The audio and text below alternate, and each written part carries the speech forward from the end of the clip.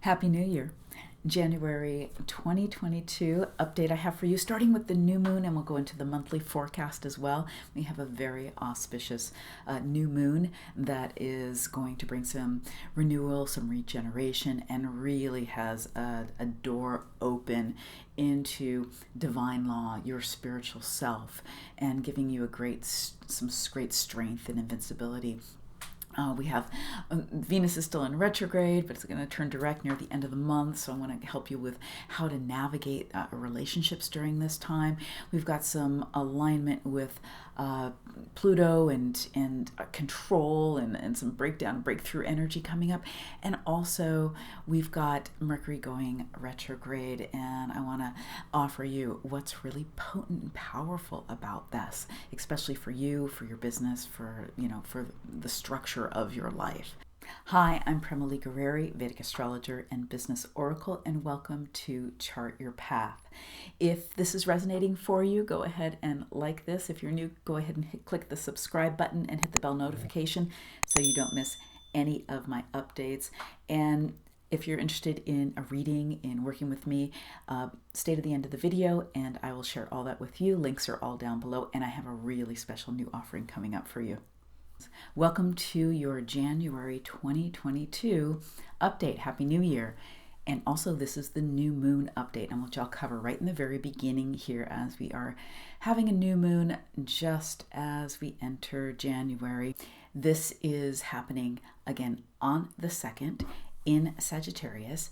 And of course, the new moon is when the sun and the moon come together. So it is a darker period of time. It's an internal time. This is a time that is wonderful to really start to contemplate and tune into your intentions for 2022 if you haven't already started that process. This is all about renewal and regeneration. It is happening in Purva Ashada within Sagittarius. And the primary motivation here with this lunar mansion is all about it's all about spiritual motivation. And remember, spirituality is what we're letting go of. It is that recognition of the energy we are, the truth of who we are, it's beyond the physical world. So there is a deeper desire to connect with and adore. You can think of it this way sometimes when we have the new moons and the full moons and some transits too. But this is like a door being open to your spirituality that you want to sit in meditation. And again, it's one of the reasons why it's wonderful just to really start to tune in and contemplate your New Year's intentions or soul goals for the new year, because you'll just be more open to the energy that's behind the scenes. So there's a door open during this new moon for you to tune in even deeper with your essence, who you truly are beyond everything your mind and ego wants you to be. Now, in Purvashada, there's a Venus connection with this nakshatra as well. Venus is retrograde. I'm going to talk about that in just a moment here. But Venus is our great connector. So there's this desire for connection. Now, there is also they call this the invincible star, the undefeated, and it's like if you're holding a righteous place about something, and I don't mean righteous in the way of you need to be right, so maybe I'm not using the right word, but like higher level, like let's just say a higher truth about something. The universe supports you in this lunar mansion, which is, it's if you were to need to do something or take on something on this new moon or around it where you needed your invincibility, you would be very much supported in that. Again, there's a deep, deep desire for justice. Also, because of the nature of Venus ruling this nakshatra, wealth, fertility, and wisdom, like the goddess Lakshmi, come up here as well as represented here. There is this deep desire to improve your life and improve yourself and your life, and especially in the house that Sagittarius rules for you. And that's, again, where this new moon is happening. So, you know, if that's your fourth house, you're wanting to improve your home. And of course, that's happiness in your heart. And if that's happening in your 10th house of career, there's that deep desire, again, to improve. How can I improve life in this area? So that's some of what you want to contemplate during this new moon as well. You can have flashes of insight, flashes of intuition, and those flashes of insight and intuition weave back to, as I talked about, the spiritual motivation. They really are and will come to the surface around, like, what is the true workings of the universe, what divine law, the true order, spiritual order of things. So that's there as well. But another powerful aspect of this new moon is the desire to sort of strip away the shadow, strip away what's in the keeping you attached to your ego. And the image for this particular aspect of this energy of Purvashada is like a corn husk. And like, you know, to get to the corn, you've got to strip away. You know, we do them on the barbecue and then take our paper bag and strip those all and then compost those. And you have to strip them, you know, one at a time, and then you've got all the silk that comes out as well. And underneath, then you've got that sweet, juicy corn. So there's this desire to strip away the ego, anything that keeps you from the purity of who you are. So if anything's coming up for you to release, it's an easier time to release during this new moon, and of course the day before, the day after, around this new moon. So it's a powerful, wonderful new moon to start the year, and very auspicious as well, being the first new moon after the solstice. And it's right at the beginning of the year as well. So new, and what we're, you know, opening up to what is new and what's next for us. So Venus, let's talk about Venus. Venus is already retrograde. We talked about that last month. And it's going to be retrograde in Sagittarius, which is also where the new moon is happening, all the way until January 29th. It'll go direct, and then it'll eventually move into Capricorn. We'll talk about that next month. Been reevaluating relationships, you know, Venus being our great connector. And in this reevaluation of our relationships, it's who we are in a relationship, and it is also what relationships, what value do they have of us? For us, we're reassessing that. As this transit was happening in Capricorn, and recently moved into Sagittarius again, as it was happening in Capricorn, it was really about sort of our boundaries and taking responsibility for what's yours in relationships and what's others in relationships. But as it's now moved into Sagittarius, it's really reclaiming that higher vision for, you know, our connectivity. Relationships fall under the Kama aspect of life. That's the fulfillment of our desires. All the relationship houses in your chart are all Kama, fulfillment of your desire houses. And this is where we want to get into that connection with oneness, that deeper devotion. And we can have that idealism about, you know, the higher aspects of relationship. That may or may not be totally grounded.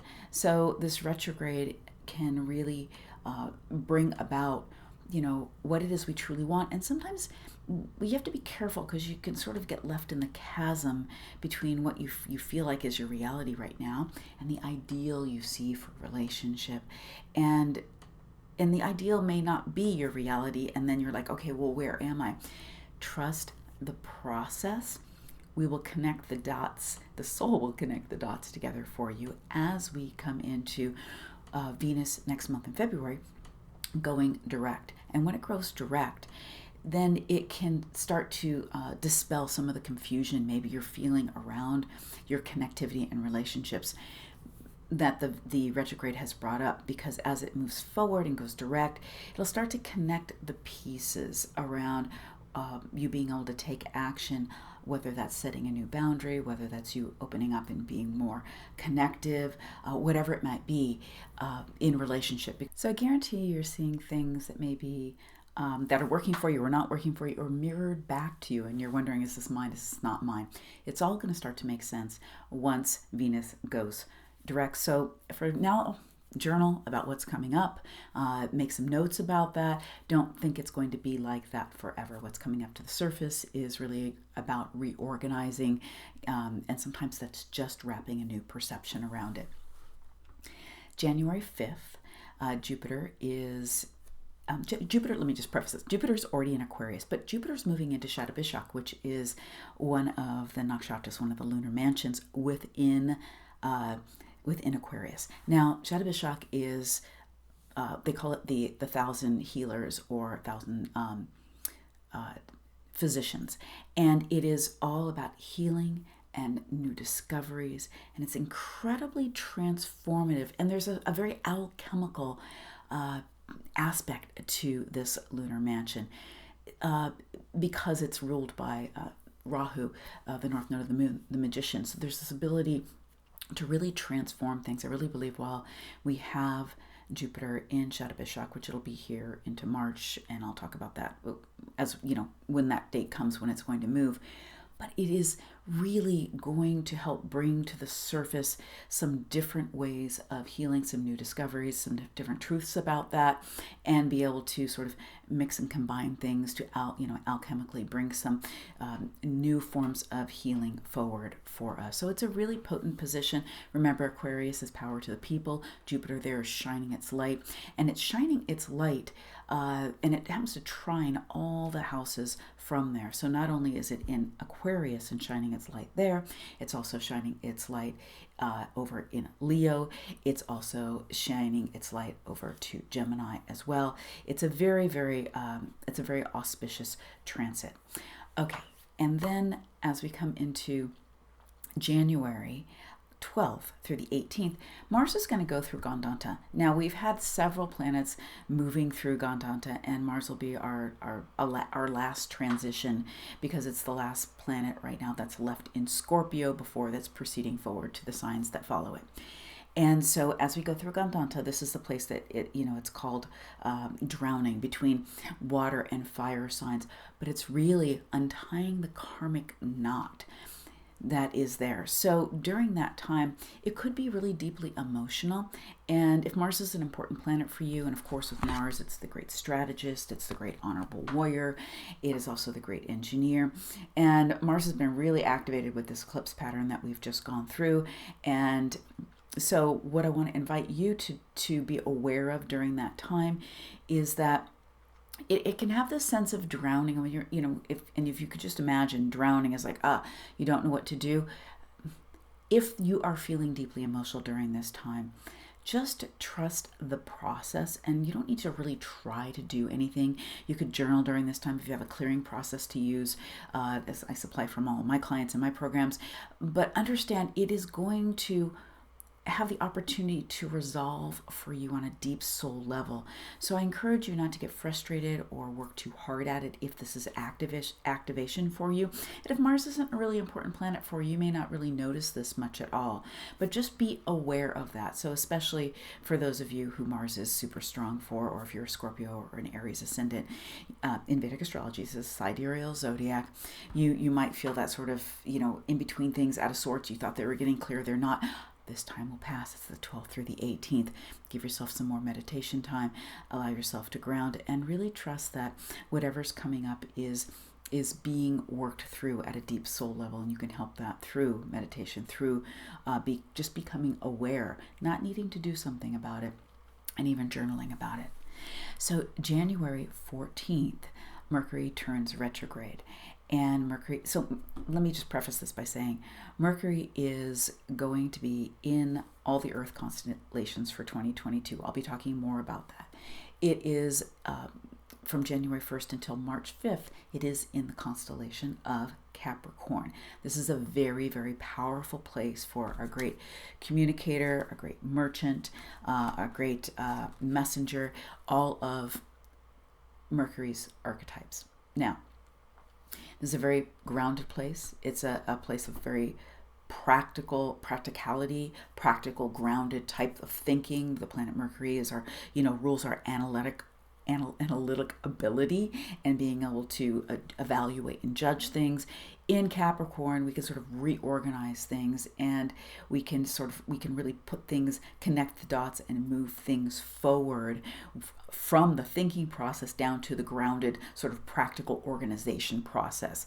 Now that's happening on a collective level, wherever that's hitting you in your soul blueprint. That's it's more refined for that particular placement for you. So if you do know what your ascendant is, then you want to look there. Or you could look at it from the moon as well. So in the retrograde that we're going to have, though, the retrograde is going to start on January 14th. And it is, again, you're going to be taking a closer look at the systems and the structures and what needs to be attended to in your life as far as organizing, as far as implementing practical action too. And you'll actually be able to do that during this time. Now, retrograde, of course, always causes some bumps in communication, transportation, economy, finances, because Mercury rules those things, business. But this is a retrograde. Retrograde is when the planet is very strong, and it's a good retrograde for that, for its strength and its practicality. And it's going to be very strong and grounded this year and able to do good work as far as the Mercury retrogrades go. So during that time, just take precaution on when it does go retrograde, which is going to go retrograde on the 14th. So the 13th, the 14th, and the 15th. And you'll just want to be careful during that particular time. And then January 14th, we're going to have the sun that enters Capricorn. And it will, this is our leadership quality. This is, again, the king, the leader, and the celebrity in the Sacred Wealth Code Archetype system.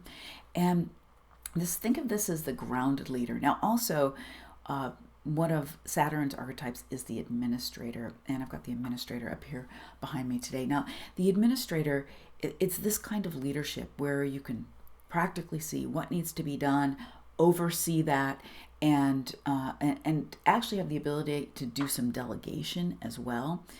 So that's where the leadership is really going to be on a really grounded, practical level. You also, whenever you're in Capricorn, you can also notice your limitations. So we will see collectively leadership in the world around and seeing limitations there. I mean, we always see limitations in leadership, right?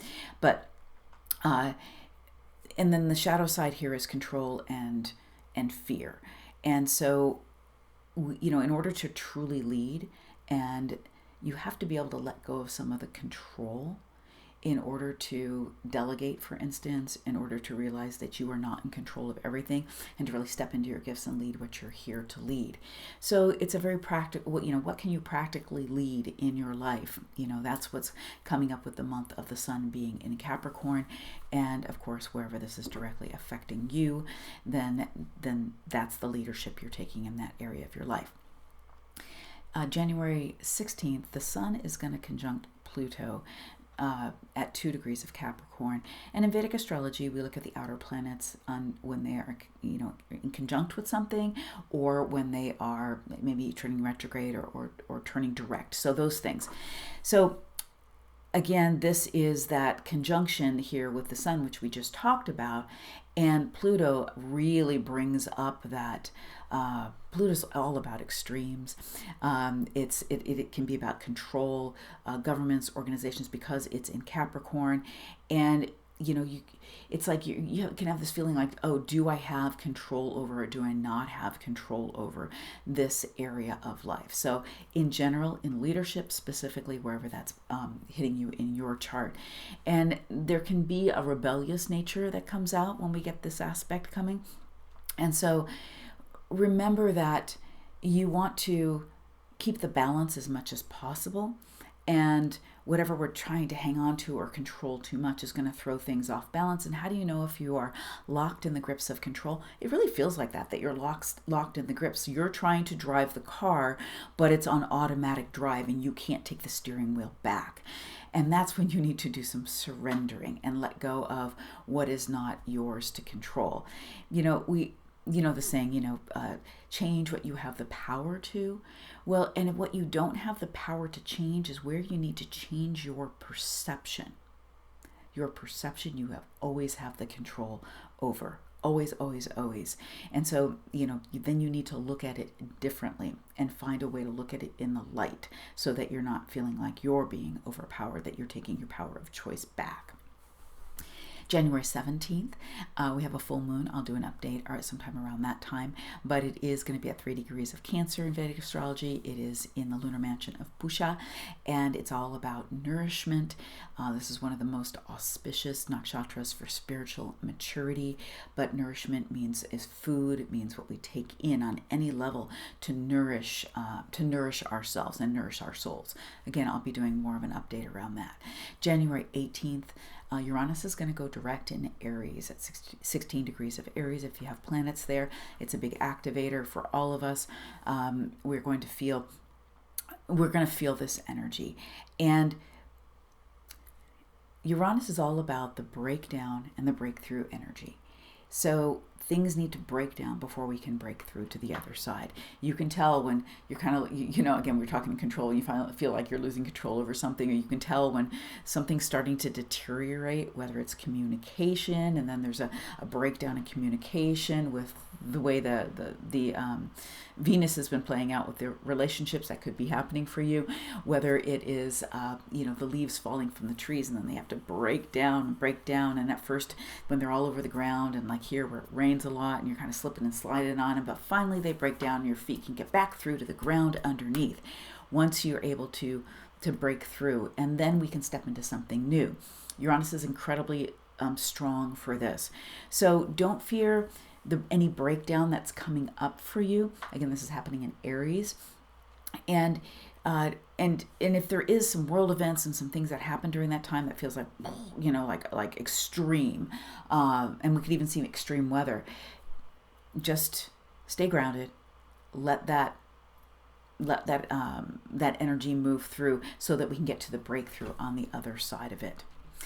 Venus will turn direct at 16 degrees of Sagittarius, and this is on the 29th of January, and this is really going to allow us to start to see what is all that's been coming up or in the retrograde around relationship and connection, and we're going to start to be able to start to put the pieces together.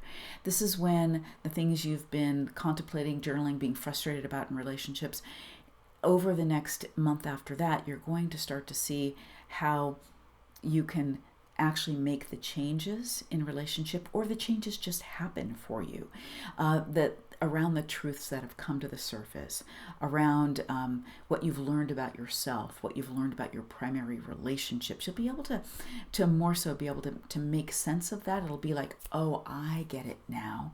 And you'll be able to put, this is how, shift the way you're being, or maybe change some relationships we may be letting go. We may be upgrading our relationships, getting more honest and truthful. Be able to start to put that in action and really notice what's been coming at you, what's been mirrored back, what's yours, what's not yours, and start to make sense of all that in a relationship with the Venus going direct. And if this is resonating for you, I appreciate you liking this, subscribing if you're new to the channel. And if you would like to understand what's going on for you this next year in 2022, you might want to get a soul success map reading. This will really let you understand what these transits are coming up this year, how that's going to affect you personally in the areas of life that are most potent and most important to you. Also, if you want to understand your gifts more and how to actually use them, how to put them into the work you're doing, how to create a business from them, then a Sacred Wealth reading would be great for you. And the Sacred Wealth Code reading, especially a live reading with me, again, the links are down below for that. And if you are someone in business and you really want to map out your launches and your projects for 2022, align your energetics with your soul blueprint, really mapping things out, and understanding how all of these transits, how you could make the best use of them possible, how they could be the wind at your back, or when you need to hold back and lean back and attend to your spiritual life or attend to your emotions, so that you can have just a really clean, clear, smooth running year where you're in alignment from the inside out and there's a lot of ease and grace for you. And then I really suggest that you go ahead and get an aligned entrepreneur session with me. This is a deep dive 90-minute session where we're going to really go dive deep and map out everything for you and your business for this year. And the link is below, or if you're not seeing it there, go ahead and leave me a comment and I will get back to you directly with that link. So much love to you.